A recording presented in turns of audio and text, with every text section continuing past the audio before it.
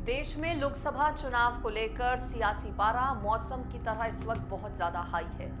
देश में 4 चरणों के लिए लोकसभा चुनाव के लिए वोटिंग हो चुकी है। 5वें चरण के रण में तमाम दिग्गज मैदान में उतरे हुए हैं। देश की, उत्तर प्रदेश की ना सिर्फ बल्कि देश की हाई प्रोफाइल एक सीट जिसका नाम है रायबरेली सीट, दोनों ही दलों के लिए साख का सवाल बनी हुई है। यहाँ पर दोनों दल से मतलब है बीजेपी और कांग्रेस। क्या राहुल गांधी अपनी मां की सीट को या फिर यूं कहिए कि कांग्रेस पार्टी के गढ़ को बचा पाएंगे या नहीं, ये तो वक्त बताएगा। ये 4 जून को तय होगा।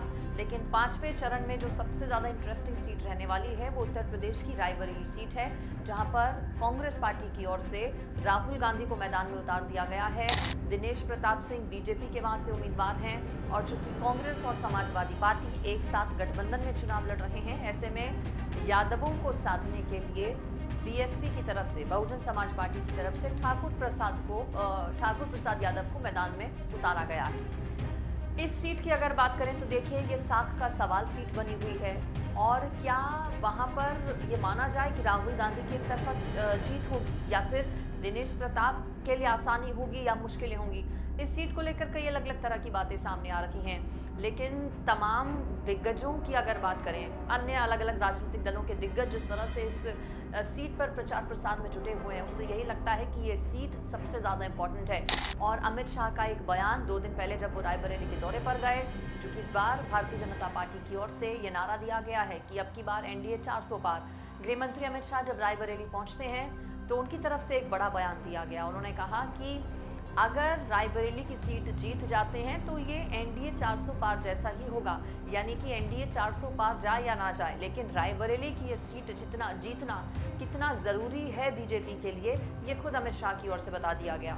देखिए, उत्तर प्रदेश में 2 ही गढ़ कांग्रेस पार्टी के माने जाते रहे हैं, जिसमें से एक अमेठी की सीट है और दूसरी रायबरेली की सीट है। 2014 और 19 में भी पूरी कोशिशें की गई थी बीजेपी की ओर से कि इन दोनों सीटों पर कब्जा जमाया जाए, लेकिन 19 में फिर अमेठी को अपने पास ले जाने में भारतीय जनता पार्टी कामयाब हो गई थी। स्मृति ईरानी ने वहां से जीत दर्ज की थी, राहुल गांधी को हरा दिया था। अब राहुल गांधी ने वायनाड से चुनाव लड़ा था पिछली बार और इस बार भी वायनाड से भी राहुल गांधी चुनावी मैदान में, जबकि रायबरेली से भी। अब रायबरेली के लोगों का ये भी कहना है कि ऐसा ना हो कि वायनाड भी अगर वो जीत जाए तो रायबरेली की जनता के साथ ये धोखा हो जाए।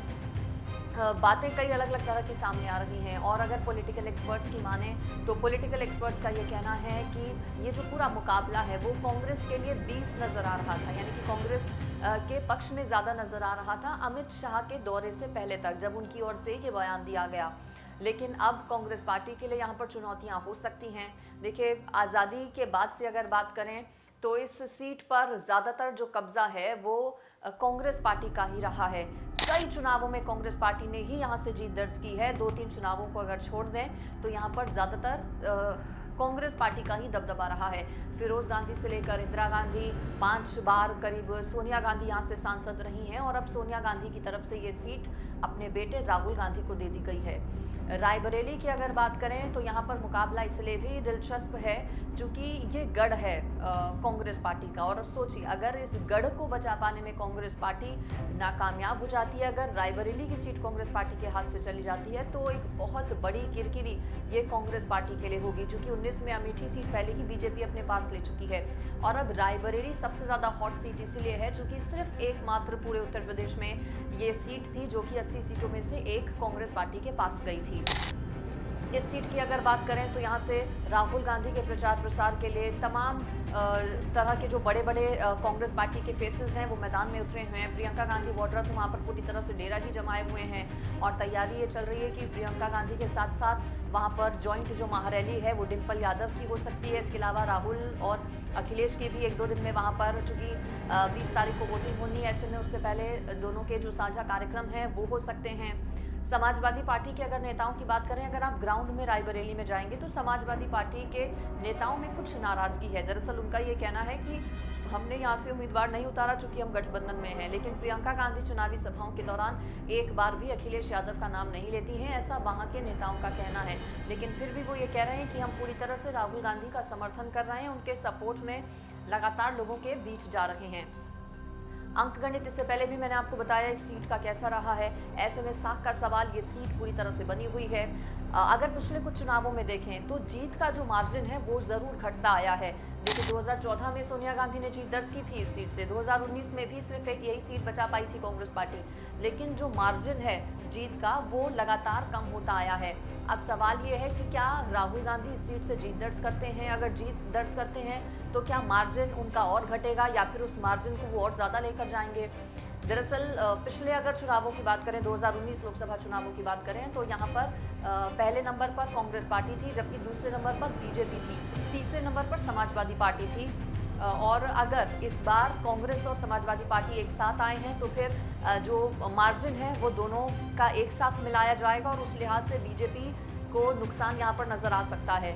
लेकिन अगर यहाँ पर हम देखें, अगर बीजेपी का वोट परसेंटेज बढ़ता है तो फिर ये अच्छी खबर नहीं होगी कांग्रेस पार्टी, साथ ही साथ समाजवादी पार्टी के लिए। अब बात करते हैं 2022 में हुए विधानसभा चुनाव के लिहाज से।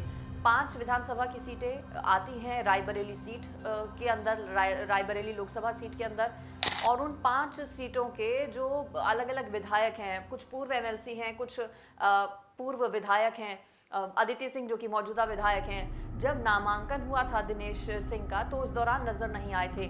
ऐसे में रायबरेली में अंदर खाने कुछ खबरें इस तरह की भी हैं कि वहां पर जो बीजेपी के स्थानीय नेता हैं वो नाराज हैं, नॉमिनेशन में दिनेश सिंह के वो नजर नहीं आए थे। हालांकि जब गृह मंत्री अमित शाह का कार्यक्रम वहां पर हुआ तो एक साथ अमित शाह मंच पर लाने में उन्हें कामयाब हो गए थे, और यही वजह कि उसके बाद से एक तरह की खलबली मच गई है कांग्रेस पार्टी में। यही वजह कि प्रियंका गांधी अब वहां पर खुद डेरा डाल चुकी हैं और लगातार दिन रात एक किए हुए हैं, भाई के लिए प्रचार प्रसार में लगातार जुटी हुई हैं।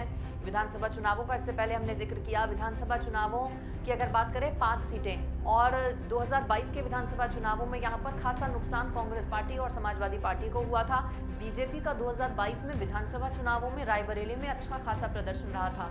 अगर वही फायदा यहाँ पर मिल जाता है लोकसभा चुनावों में तो ये अच्छी खबर कांग्रेस पार्टी के लिए बिल्कुल भी नहीं है। अब देखना होगा कि इस सीट को क्या बचा पाने में कांग्रेस पार्टी कामयाब हो पाएगी।